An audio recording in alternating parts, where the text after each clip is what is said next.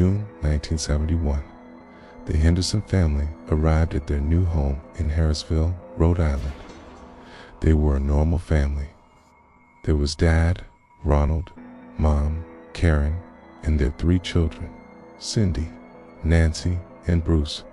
Their new house was spacious, rustic, beautiful, surrounded by trees, and the price was irresistible. So when they heard about the property, they quickly closed the deal. None of them knew that that house had a gruesome history, and that it was hiding a terrible secret that would soon haunt them. The first week went well. Then strange things started to happen. At first, they seemed quite innocent.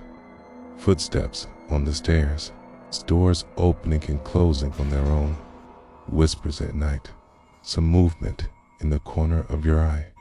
But then, something began to watch them. Watching. One night, Mom Karen woke up and felt a cold breeze. She turned to her side and saw her youngest daughter standing in front of the bed, staring at the ceiling. "There she is, Mommy.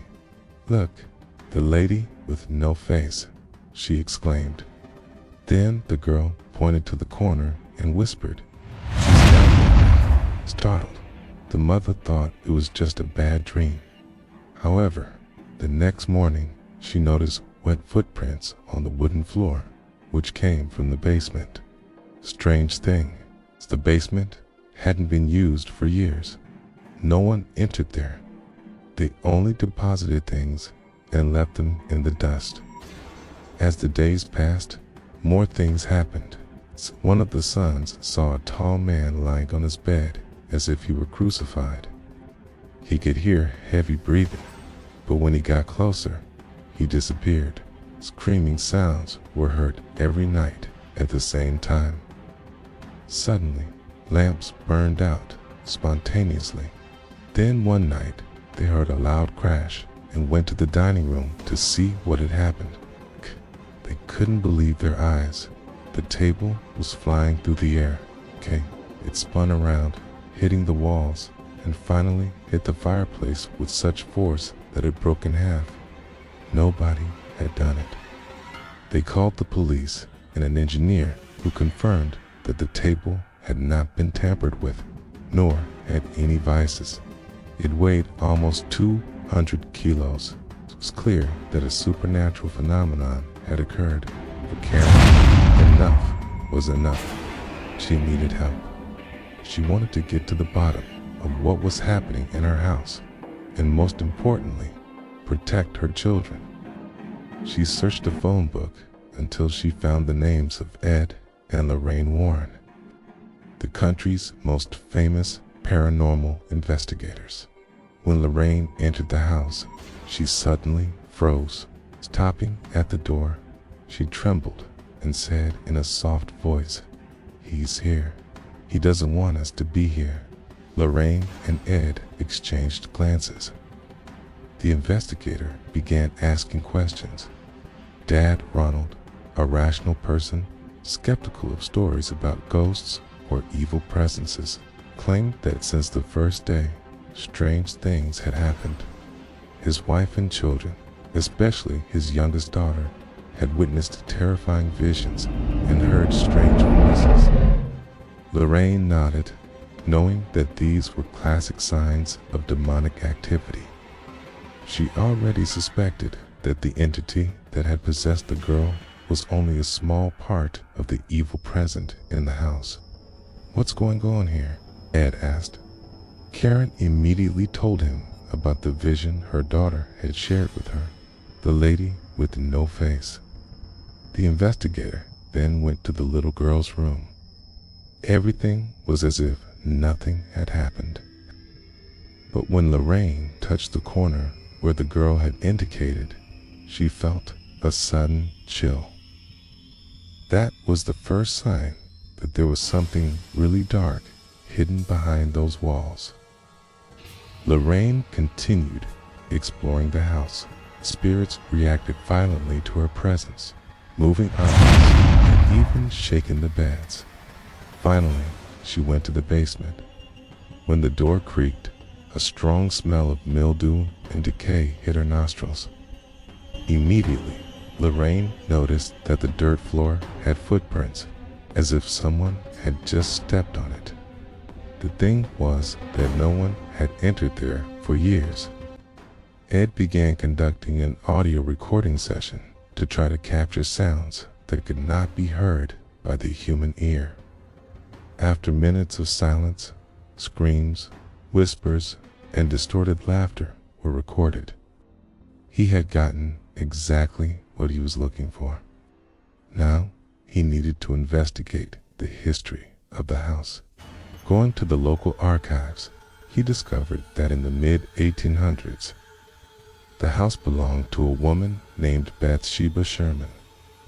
A year before the family moved in, Bathsheba had killed her infant son and offered his soul to the devil. She was so deeply involved in Satanism that she ended up hanging herself in the basement. The sheriff found her lifeless body in the basement with a note explaining what had happened. The case caused a stir among the townspeople who believed that the woman had been practicing witchcraft. Everyone agreed that Bathsheba's soul was forever trapped in the house. Now, Lorraine understood why the spirit had taken such an interest in young Nancy.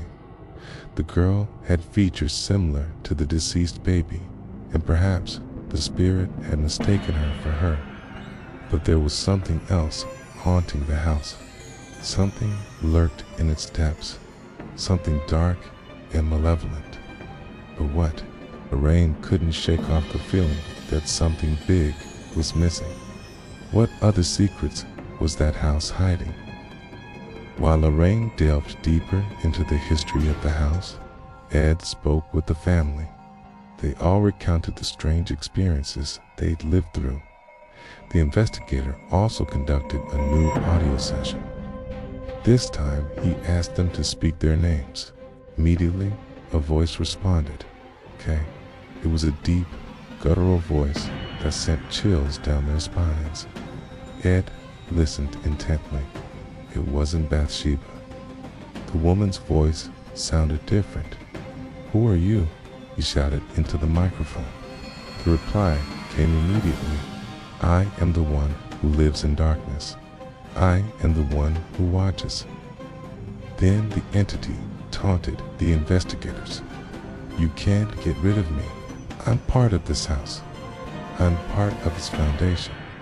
You'll never defeat me." Lorraine felt that something very dangerous was happening. The spirit had grown tired of hiding in the shadows. It's furious that they had discovered its lair, and now it wanted revenge. That night, the attacks escalated. The entity moved heavy furniture, overturned chairs and tables, shook the beds, and made the children scream. Lorraine returned to the basement, where she found a mirror covered in cobwebs in the corner. It was an antique mirror, almost 2 meters high. Lorraine knew that the basement was the epicenter of evil in the house. All the phenomena happened there, but none as intense as now. "There's something behind that mirror," she told Ed. "Something dark. It's not from this world." She explained that the basement was a spiritual vortex, a gateway between the physical world and the netherworld. The mirror had served as a portal for Bathsheba to summon demons and carry out her rituals. But how could they close it? They couldn't destroy the mirror. The only way to stop the entity was to send it back from where it came. Lorraine knew exactly what to do. Before dawn, she returned to the basement with the family. Now that they were all gathered, the ceremony could begin. But the spirit didn't want to leave. As soon as Lorraine began speaking, the lights flickered and went out. The air grew heavy and the temperature rose suddenly. Lorraine continued reading the prayer, her voice firm.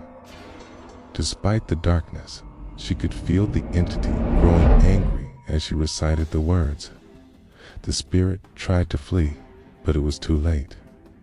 The prayer was driving it mad. The light bulbs exploded one by one, and the air crackled with energy. Then the eldest daughter, Cindy, stood up. Her eyes rolled back, and her arms and legs began to move stiffly. "She's trying to take her," Lorraine cried out. With great effort, and after a violent struggle that lasted several minutes, they managed to calm Cindy down. The girl collapsed, exhausted. Lorraine fell to her knees, defeated. Although the spirit had been banished from Cindy's body, it was still in the house. Lorraine and Ed decided to repeat the ceremony. Once again, they read prayers and blessed the house. This time, nothing happened. It seemed that the spirit had completely vanished. But Lorraine wasn't reassured. She looked at Ed and said, "We didn't kick her out. We just left because someone else invited her somewhere else." Lorraine had been right. The portal remained open, and the demon had found another host. From that day on, no one knew where Bathsheba Sherman's spirit wandered, possessing unsuspecting people and leading them into the abyss of darkness. Maybe one day she'll come back for her old house, or maybe she'll keep wandering the earth, waiting for her chance to return. Evil doesn't die, it just waits.